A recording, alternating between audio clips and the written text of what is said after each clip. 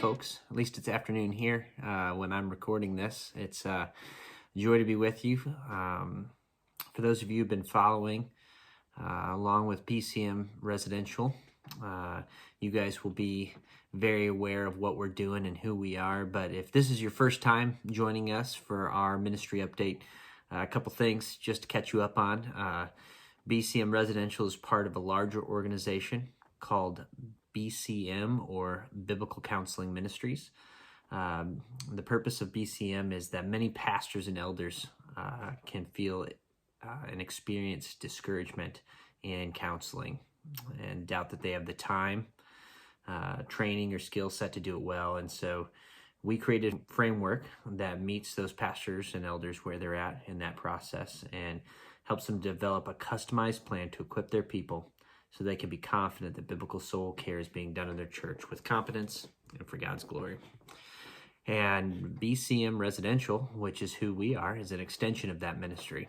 And so as BCM is creating that framework to bring soul care back to the local church, that pastors can be confident that it's being done in their congregation, in their body, we're an extension of that in the sense that there are some cases and some instances in which that pastor or elder needs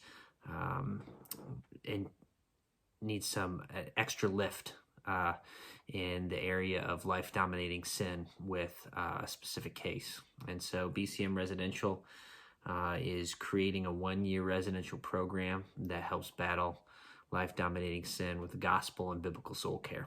So we want to work right alongside that church and that pastor and battle for the souls of men who are caught in life-dominating sin. So the last couple weeks, you guys have heard updates. We are moving and grooving in many different ways, and I feel like since the last time we talked, we have taken some quantum leaps in our direction and where we're going. We have begun to nail down our business model, not as far as I want to be, not as far as would give me complete assurance that everything's perfect, but yet God is moving this along in an incredible way and putting the pieces on the chessboard where they need to be. And so we're so excited. A couple of updates.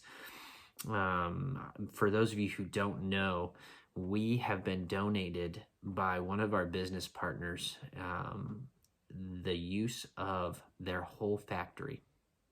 So they have a factory that is in Pekin down by the river. It is an old brewery, to my knowledge, if I understand the history of the building correctly. And it's really cool because we are refitting an old brewery to be used for biblical soul care and for people who struggle with life-dominating sin, one of those being addiction to alcohol. And so we are in the process right now of clearing that property out, which is incredible. It's a massive undertaking, but we are making huge progress. So that leads us into our prayer request for this week. Continue to pray for us.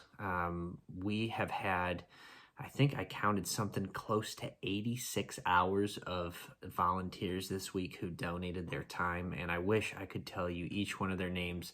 They are near and dear to me, and I know that there are tons of people who are donating time and resources to help. And so thank you for those of you who are participating, but we are clearing that factory. So pray for safety, pray for us as we set up the components of the business. There's just many things that have to happen, but these are exciting times, and we are plowing new ground that get us each day closer to being able to take our first guy. That's our second prayer request. We get calls every single day as people hear about this ministry and they say, hey, can you help my son? Can you help my husband or my father? And the need is ever present. We are just at times overwhelmed by the calls we get. I feel like it's almost daily. So pray that God would raise up the right people to come alongside us and support us. We are moving towards our financial goals for this year, but we still have quite a long ways to go. And at the same time, we're trying to launch this work ministry component that will provide for the guys' living expenses. And so there's just a lot of moving parts there. Pray that God would provide the resources. We need them. So then that also gets to some current needs. If you are able-bodied, you got a strong back, and you are willing to come and volunteer some time as we clean out the factory, give me a call. Or shoot me an email, nate@bcmresidential.org. We would love to hear from you. We'd love to have your participation. That's a huge need right now. We also have some office furniture that we're needing to furnish our counseling room and offices with in the factory. There's some minor repairs that need to happen. We need a little bit of woodworking and a couple of cabinets to repair and replace and make the ministry functioning well in that regard. And then also, as we're clearing the factory, we need use of a deck-over trailer, one that is probably medium duty, like a 14,000-pound trailer. We are moving a lot of equipment and getting things set up to get in there and start working. So if you have access to office furniture or woodworking skills, or if you have a trailer that you'd be willing to let us borrow for the next couple months, we would be greatly blessed by that. And then lastly, we finished last week talking about Psalm 40, and so I'm going to leave you with this thought today as we talk about life-dominating sin. We were in Psalm 40, and we're going to pick up in verse 4 here. It says, "Blessed is the man who makes the Lord his trust, who does not turn to the proud, to those who go astray after a lie. You have multiplied, O Lord my God, your wondrous deeds and your thoughts towards us. None can compare with you. I will proclaim and tell of them, yet they are more than can be told." I feel like in life-dominating sin struggles, we see the opposite of this. For those of you who are familiar with counseling, we talk about a Y chart. There's decisions that please God, decisions that please man, and please ourselves. And blessed is the man who makes the Lord his trust.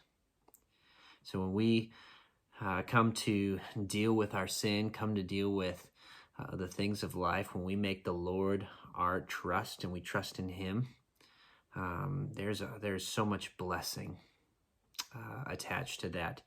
And we see that in verse 5, "You multiplied, O Lord my God, your wondrous deeds and thoughts towards us. None can compare with you. I will proclaim and tell of them, yet they are more than can be told."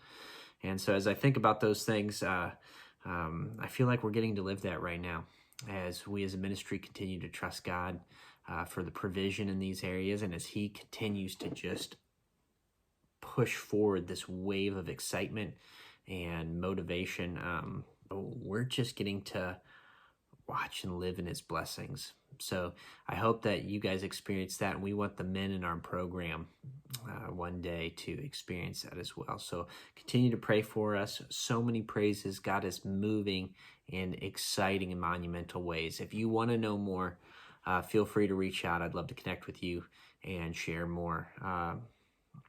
As for today, be blessed, and we'll catch up with you next time. Hopefully on this next ministry update, you will hear from us at the Faith Lafayette Conference, in which we're going to be catching up with some of our team who is from far off, and you'll get to meet them. So I hope that you have a blessed day today, and thank you for your prayers and your support.